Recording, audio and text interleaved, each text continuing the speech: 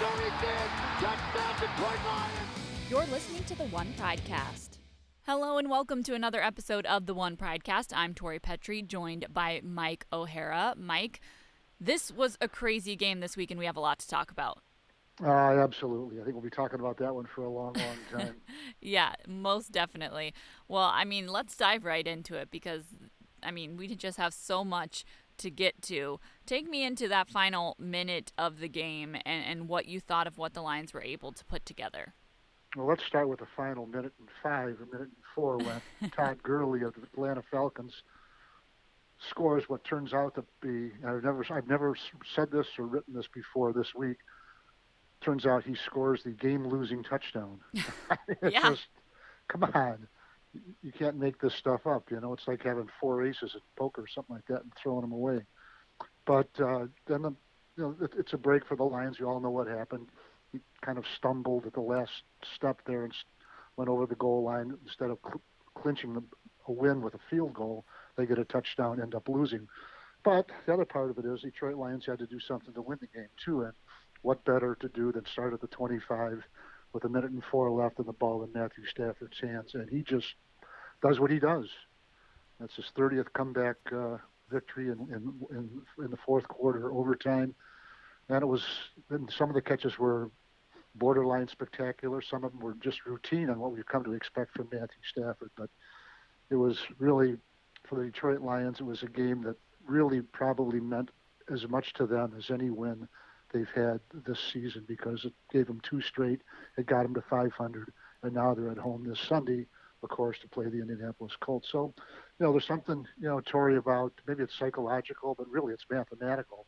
There's something about being at 500 with 10 games to go, because you're in the race. You're legitimately in the playoff race. Absolutely. They're definitely at a much different place in their season after this week than they were at the bye week. Things just look a whole lot different. And Mike, I know that you enjoy watching Matthew Stafford. I want to hear from you about what you thought seeing that final drive from him. He struggled in a couple of the first games of this season, but we really saw what TJ Lang called vintage Matthew Stafford on Sunday. Well, it was vintage Matthew Stafford, and what you saw was a guy who's completely in charge, and that could have been the first drive of the game. It could have been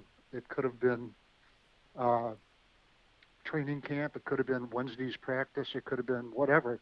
It was just like the elements around him had absolutely no effect on him whatsoever. I asked the head coach Matt Patricia about that this week in one of our interviews, and just asked him that he's done it so well for so long that don't the players go out there expecting, not hoping that he's going to take them the distance to win, but expecting it. He says absolutely. He's just completely dialed into this. When you see that, there's no. Look, sometimes there's a sense of urgency, yelling to get guys in position, all that, but he's the coolest guy out there, and it rubs off on his teammates. They know if they get open, they'll get the ball, and which is pretty much true all the time, but you get open, you'll get the ball. Doesn't matter who you are, whether it's T.J. Hockenson in his second year, Kenny Golladay in his first year as a rookie 3 years ago in the fourth quarter against the Cardinals. Get open, be ready, the ball's coming to you. And there it was again. Yeah, and really, if DeAndre Swift had caught that pass in the first game of the season, it would have been the same story in that game against the Bears. Well, and it's not just the end game either. Look, let's go back to the drives that he's engineered at the end of the first half, on the last play of the half, to get a field goal or whatever, to get the Lions points. He did it Sunday in Atlanta. He did it against in week 3 when they beat the Arizona Cardinals. They got a field goal at the end of the first half. Those points count. They add up just as much as the ones at the end of the game. And he's the master at that. Now, I'm not going to say he's the best of all time or anything like that, but he certainly he can't argue with his record. Yeah, he was definitely exciting to watch in that fourth quarter on Sunday, and I loved hearing from him after the game. He was just genuinely amped up, and I think that we've heard from him a few times this season.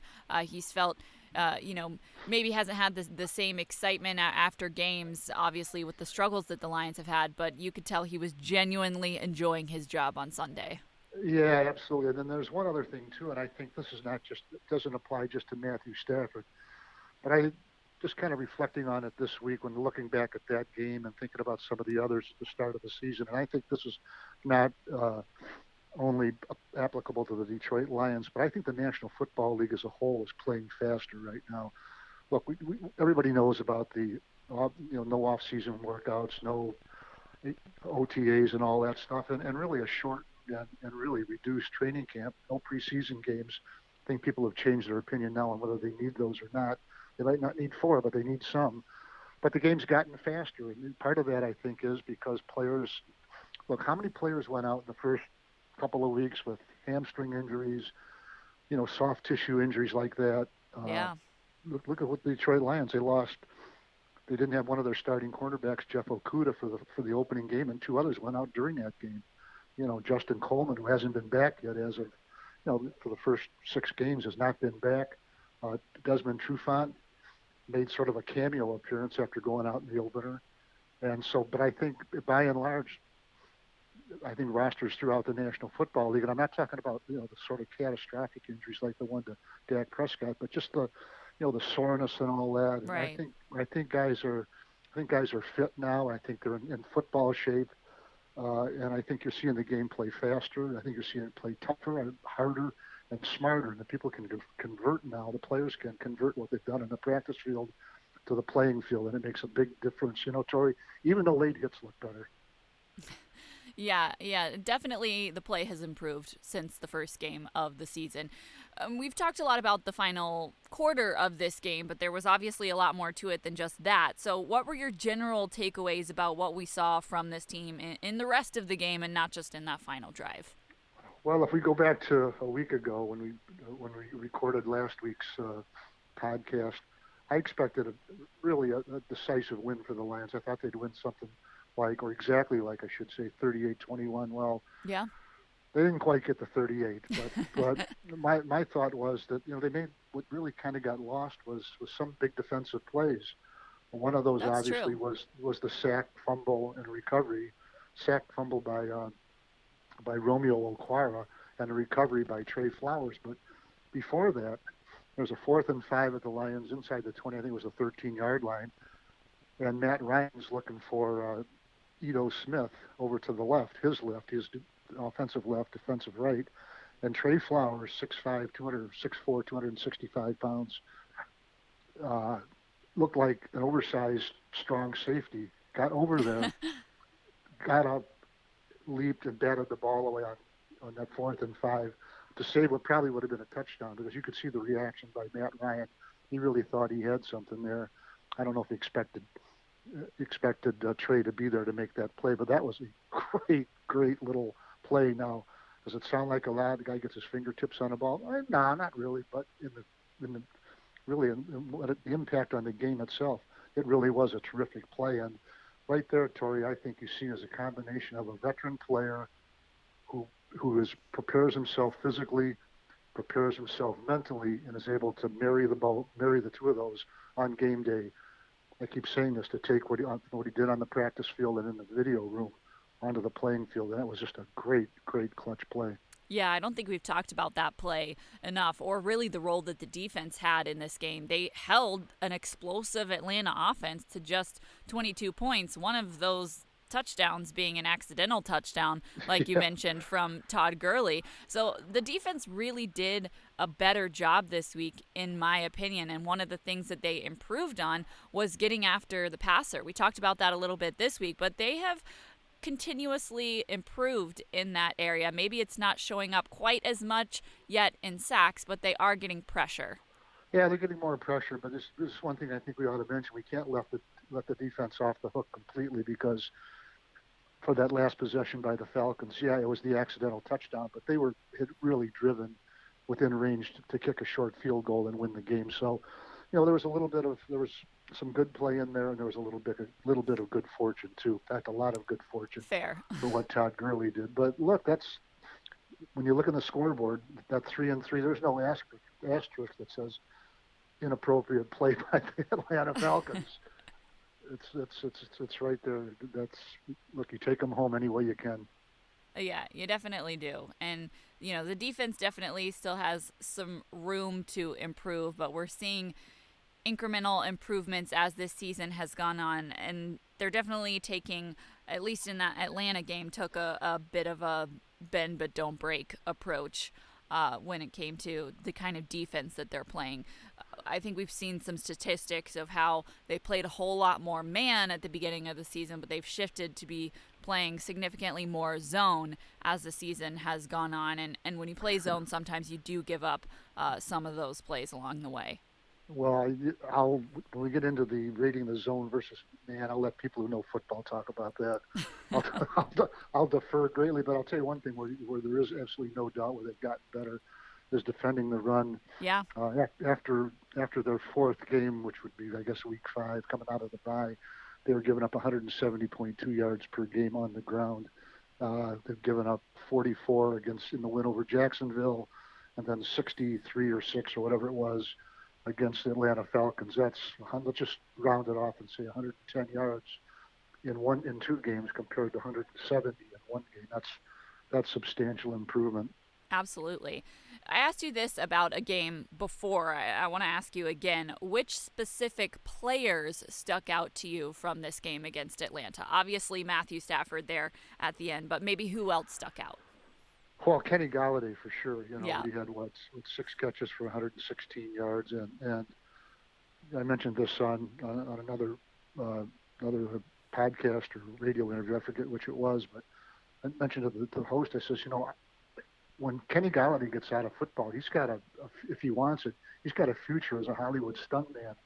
I mean, you talk about the midair flips and flops and falls he takes, and he gets up and keeps right on going. I mean, maybe a professional wrestler on the top strand or something like that. Hulk Hogan is. Well, I guess he's not big enough for that, but some of the stuff he does, look, he doesn't just win the game. I shouldn't say doesn't win the play with speed. He wins the game with a lot of things. And look, he's not a burner, but he's fast enough. But those 50-50 balls, it's like T.J. Hawkinson. Right. It's more like 100% when it's Kenny Golladay. Just some of the catches, and he's so in big moments. He doesn't, like I said, I'll go right back to his rookie year when he scored 2 touchdowns in the fourth quarter to help the Lions come from behind to beat the Cardinals. He doesn't shy away in big moments. This guy's really a terrific football player, and those hands of his. He had 1 reception last week against the Falcons, where really you could see that the defensive back was about to close his hands on the ball, and Golladay just ripped it away from him. I said to Tim Twain, I said, God, is that a fumble recovery or a catch? It was almost change of possession in midair, but he just tore it away from him. You don't just win those by luck. You win those by preparation and desire and getting up there and doing it. They've really got themselves a ball player there. Yeah, Kenny has been so much fun to watch this season. You mentioned it. The Lions are at 500 now, 3-3 headed home to take on the Colts. Are you buying that they've turned their season around yet, or do you still need to see more? Well, they've turned their season around, but there's 10 weeks of road ahead of them, so we'll see what happens. A lot of things can happen. Look, they were 3-3 2 years ago and lost 3 straight, never got back in the race. They were 3-1 last year. Lost a quarterback in the 8th game or the 9th game when Matthew Stafford went out for the season. They never won another game. So yeah, this is not a resting spot. It's not the plateau. It's just the next stop on what they want to do and where they want to be, and that's being a contender for the playoffs and ultimately be in the postseason. This season, there are even more ways to get into the game thanks to Lions Bingo presented by BetMGM. Lion fans can play along for free all season long for the chance to win great prizes, including the grand prize each week of a weekend stay at an MGM Resorts location. Just download the Lions mobile app and register to play Lions Bingo each and every week. Play along during the game, and once you hit bingo, you score. Courtesy of our friends at BetMGM. Learn more and lock in your Lions Bingo board before kickoff by visiting the official Lions mobile app now. As we turn the page to this game against the Colts, what do you need to see from this Lions team on Sunday against Indianapolis to feel like they're headed in the right direction? Well, I think they are headed in the right direction. But look, first of all, I think I probably say this just about every other week. Just play well, and everything will take care of itself. And look, you're going to lose some games. Things happen in sports. But just play well. Keep playing well. Tori, just really quickly with some stats. It's amazing how alike these two teams are, at least offensively. I'll go through these stats real quick. I don't want to bore the people to death, but but the Indianapolis Colts 363 yards per game, the Lions 354. Big deal. 98 rushing versus 108 for the Lions. 265 passing for the Colts, 245 for the Lions. But we know that's changing. Okay, that's going the other way. It's just so close. But now where it's different is the touchdown passes, 14 for Stafford, 7 for Phillip Rivers. But the big difference is, and this is absolutely stunning, is defensively. 115 points allowed for the Indianapolis Colts, 169 for the Lions. That's 54. That's nine points per game over 6 games. That's the difference. You're talking about one of the elite defenses in the league right now, ranked second overall, third overall in rushing the passer, in pass defense, passing yards allowed per game, rushing yards allowed per game, total yards per game. They're just right up there with everybody. The Lions, not so much. Total yards allowed 288 versus 380 for the Lions. It's hard to make up those statistics, and it's hard to close that gap. So what you have to do is do it another way, and that is go with what you do best, and that's your offense. Make adjustments, and if you can outscore them, it's certainly not the strength of the Indianapolis Colts. Well, you outscore them, you win. Obviously, that speaks for itself. But I just think that clearly the defensive edge goes to the Indianapolis Colts, and for good reason. Yeah, I would agree with that. I also think that this game will tell us a lot about where the Lions are at. Obviously, these last 2 games after the bye week against the Jacksonville Jaguars and the Atlanta Falcons were against teams that are struggling right now and aren't playing their best football. The Colts, on the other hand, have had some really good games this season and, like you said, have one of the best defenses in the league. So if the Lions can play well against the Indianapolis Colts, for me, that will tell me a lot about this team. No, absolutely. And I think Matthew Stafford's in a groove now. I really do. Now, you look at last week, 1 touchdown pass and no interceptions. But the way he distributed the ball and got the team in position, I thought he was terrific. And not just on the last possession. And really, you look at his completion rate. 4 or 5 of his incomplete passes were spikes to stop the clock, either at the end of the first half or in the game-winning drive to the 48-yard extra point. It's another one I've never seen in my life. I wonder what would have happened if they'd gotten a couple of holding penalties. How would they have done that? A 68-yard extra point? Actually, I'm kind of a thrill seeker. I'd like to have seen that just for my own.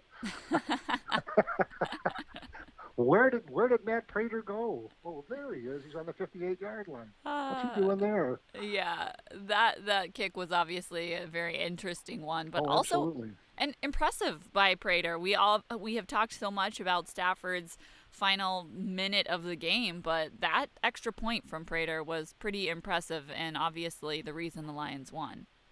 Well, the old line, cool as the other side of the pillow. Well, he certainly is. He doesn't show much emotion at all when he makes a big kick. He just kind of jogs off, and that's it. But he had to like that one. Look, you remember 3 years ago, the 58-yard field goal at the end of regulation in Minnesota.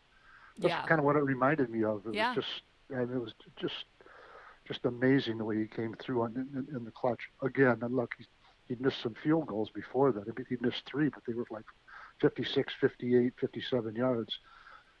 He was on his game against the Falcons. When he's on, he's on. Another thing I wanted to touch on that won't be relevant for this week, but perhaps soon, is the report that the Detroit Lions traded for Everson Griffen with the Dallas Cowboys.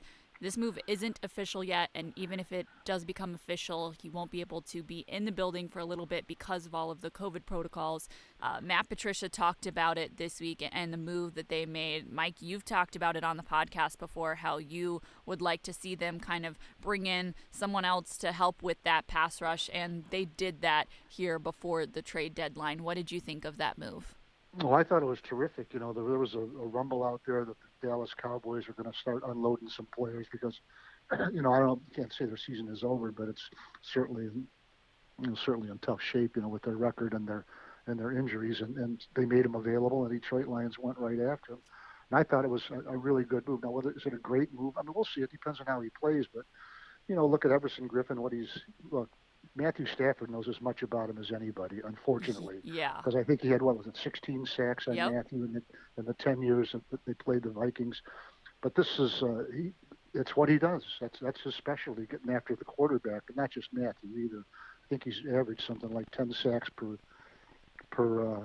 season in his first 10 years in the National Football League. He's got 2.5 down there in Dallas, playing on a team that's just terrible. Now, one of the worst defenses historically, probably in the history of that franchise, and he's got six quarterback pressure. So, if you add another guy and get to the quarterback, it certainly opens up other opportunities, other avenues for the other guys. I mean, look, Romeo Okwara's got 4 quarterback sacks already. What's to say that this isn't going to free him up to be even a bigger factor coming off the edge? I mean, he really is one of those guys who can get around the corner and get to the quarterback, and if not get him, then slap the ball out of his hands like he did Sunday to Matt Ryan. So I think it's a good move. The only thing you're risking is a little bit of money, and look, it's not my money. It's Sheila Hamp, the principal owner. It's their money, the Detroit Lions franchise. But it just goes to show me that they're certainly willing to invest whatever assets they have to improve the team. And in this case, the asset is money. And I think Matthew Stafford will be glad to have him on his team and not on the opposite sideline. Well, I mean, probably if you didn't know about the deal and he saw him in the locker room, wait a minute, we're out of bounds here. This is a late hit. You haven't hit me since last December. Or October, whatever it was. Late hit. That's hilarious. Let's take it now to Mike's Pick of the Week, presented by MGM Grand Detroit, the king of sports books. Mike, who do you think it's going to be when the Lions and Colts take the field on Sunday? Well, I'm going to go back to what I think I said last week when I stacked up the black chips on this one. Those are $100. The greens are 25s. Then we get down to the 5s and the 1s, and then, hey, lend me some money, okay? To the greens on this one, the 25s. But I'll pick the Detroit Lions 24-16. I just think that their offense will make up for some defensive issues that they still have, and until they're corrected, we'll see. I think they will be. But I like the Lions in this game. They're playing at home. The one thing is, home field advantage really doesn't exist this season to any degree around the National Football League, and it hasn't existed for the Lions, unfortunately, for quite a while. They were 2-6 at home last year. They're already 0-2. So get win number 1 at home this year, and get to 4-3 and continue on and make a run. So what you're telling me with your chips metaphor is that that's your prediction, but you're not putting too much weight behind it. I'm not betting with my heart. I'm betting with my money. And I keep my money in a place that's not next to my heart. Got it. Makes a whole lot of sense. Mike, thank you so much for joining us on the One Pridecast this week. Looking forward to seeing how that plays out on Sunday. This will certainly be a big game, and the Lions are actually going to be playing in front of a few friends and family on Sunday, so that will be a different atmosphere at Ford Field. I'm looking forward to that part. Oh, I am too. And you know what? It's not 63,000 or whatever at Ford Field, but you'd be amazed. I think the fans would be surprised at how important it is for players to have their wives and mothers and parents and kids and friends and all that in the stadium. Now it might be just several hundred, but they really that really is an inspiring thing for athletes. Even if they get up in age, if they're still in a way kids at heart, and they enjoy having their support in the stands. Absolutely. That will definitely make for a more fun environment at the stadium on Sunday. Looking forward to seeing you there, Mike. Thanks so much for joining us on the podcast. All right, Tori. Thanks for having me. Thank you guys for listening, and we'll talk with you next week. This season, there are even more ways to get into the game thanks to Lions Bingo, presented by BetMGM. Lion fans can play along for free all season long for the chance to win great prizes, including the grand prize each week of a weekend stay at an MGM Resorts location. Just download the Lions mobile app and register to play Lions Bingo each and every week. Play along during the game, and once you hit bingo, you score. Courtesy of our friends at BetMGM. Learn more and lock in your Lions Bingo board before kickoff by visiting the official Lions mobile app now.